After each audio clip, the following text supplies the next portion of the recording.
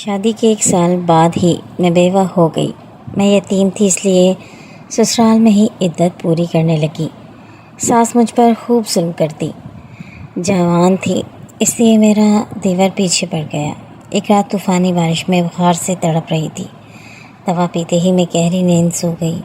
کیا جانتی تھی کہ اس دن مجھ پر قیامت ٹوٹ پڑے گی، کیونکہ وہ دوا نہیں بلکہ زندگی اس قدر مشکل ہو جائے گی، یہ تو میں نے سوچا بھی نہیں تھا۔ عدیل شادی کے محض 1 سال بعد ہی مجھے چھوڑ کر چلے جائیں گے۔ جب مجھ پر یہ قیامت ٹوٹی، میں گھر کا کام کاج کر رہی تھی، جب آفس آتے ہوئے اچانک عدیل کا ایکسیڈنٹ ہوا اور ہسپتال پہنچنے سے پہلے ہی وہ دم توڑ گئے تھے۔ میری تو دنیا ہی لٹ گئی تھی۔ بڑی مشکل سے تو بھائی بھابھی نے شادی کی تھی، ورنہ بھابھی کا کوئی ارادہ نہیں تھا کہ وہ میری شادی کرتی۔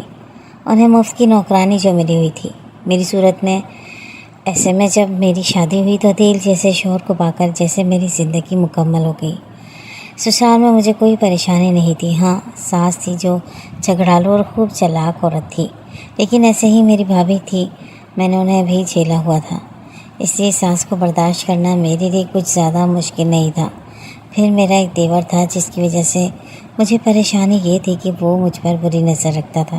شاید کالج میں برے لڑکوں کے ساتھ اٹھنا بیٹھنا تھا، اسی لیے اسے تمیز نہیں تھی کہ میں اس کی بڑی بھابھی ہوں۔ میں اس سے دور رہنا ہی پسند کرتی تھی، لیکن عدیل نے میری زندگی کی ساری کمیوں کو پورا کر دیا تھا۔ اب مجھے کسی چیز کا غم نہیں تھا۔ ابھی شادی کو 1 ہی سال ہوا تھا تو وہ میری ساس کہنے لگی، لڑکیاں 1 مہینے بعد ہی خوشخبری سنا دیتی ہیں اور تمہیں 1 سال ہونے والا ہے، ابھی تک کوئی خوشخبری کیوں نہیں آئی؟ اب میں انہیں کیا بتاتی کہ خدا کی طرف سے دیر ہے؟ کیا جانتی تھی کہ اس میں بھی خدا کی کوئی مصلحت ہے؟ جب اچانک ایک روز ایکسیڈنٹ میں عدیل کا انتقال ہو گیا، میری ساس کا تو رو رو کر برا حال تھا، جبکہ میری تو دنیا ہی لٹ گئی تھی۔ اب میں کہاں جاتی؟ بھائی بھابھی تو یہ شہر چھوڑ کر دوسرے شہر چلے گئے تھے، وہ مجھے کبھی بھی اپنے پاس رکھنے کو تیار نہ ہوتے۔ پھر میری ساس کہنے لگی، عدت تک یہیں رکو، اس کے بعد میں تمہیں مزید برداشت نہیں کروں گی، کیونکہ تم نے میرے جوان بیٹے کو کھا لیا۔ ان کی یہ بات میرے دل کو چھلنی کر دی۔ پھر میں اپنی عدت گزارنے لگی، لیکن ایسے میں میرا دیور جو پہلے ہی مجھ پر خلق نگار رکھتا تھا، اسے مزید موقع لگ گیا۔ وہ بہانے سے میرے قریب جانے لگا۔ میں اپنی عزت سنبھال کر تھک گئی تھی۔ ہر وقت سفید جوڑے میں دن بھر کام کا کاج نپٹاتی، وہ رات کو اپنے کمرے میں بند ہو جاتی۔ وہ ذرا سا بھی کھٹکا ہوتا تو میرا دل اچھل کر حلق میں آ جاتا، کہیں وہ اپنے ناپاک ارادوں میں کامیاب نہ ہو جائے۔ یہی سوچ کر میں شدید دہشت زدہ تھی، بس جلدی سے میری عدت ختم ہو جائے، میں پھر کسی شیلٹر ہوم میں پناہ لے لوں گی۔ یہ سوچ کر میں اپنے آپ کو مطمئن کر چکی تھی، لیکن ایک رات جب میں بخار میں تڑپ رہی تھی، اس دن ٹھنڈ زیادہ تھی اور میں نے کپڑے دھوئے تھے، اس لیے پوری رات میں بخار میں تڑپتے رہی۔ میرے کراہنے کی آواز شاید عدیل کے نبیل نے سن لی تھی۔ تبھی وہ دروازہ کھٹکھٹا کر کہنے لگا، بھابھی میں جانتا ہوں کہ آپ کو بخار ہے، میں آپ کے لیے دوا لے کر آیا ہوں۔ مجھے اس سے ہمدردی کی کوئی امید نہیں تھی، اس لیے میں نے اسے کہہ دیا، چلے جاؤ یہاں سے، مجھے تمہاری دوا کی ضرورت نہیں۔ تو کہنے لگا، اگر ایسے ہی بخار میں تڑپتی رہیں تو بھائی کے پاس چلی جاؤ گی، یہ دوا اٹھا لینا۔ وہ دروازے کے پاس دوا رکھ کر چلا گیا تھا۔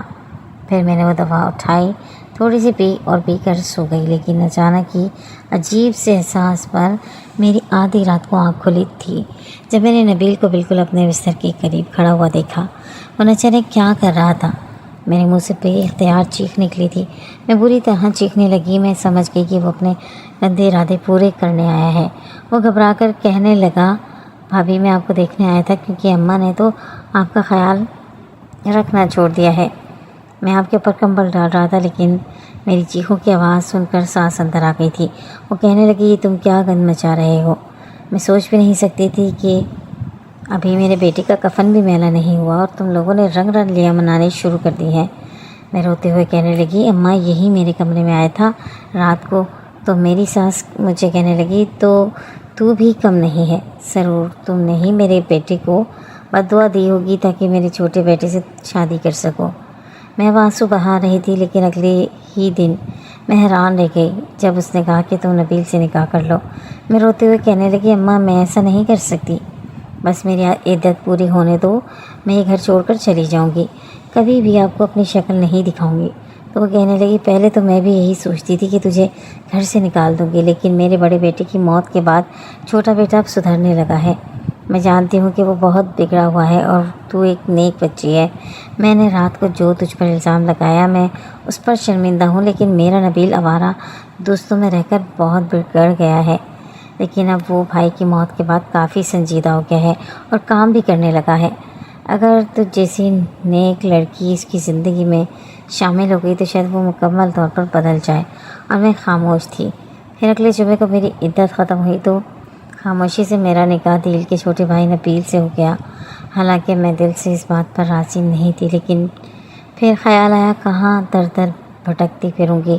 اگر سر چھپانے کو یہ ٹھکانہ ملا ہے تو یہیں پر اپنی زندگی گزار دیتی ہوں۔ لیکن حیرت اس بات پر ہوئی کہ اب نبیل بھی کافی حد تک سدھر گیا تھا۔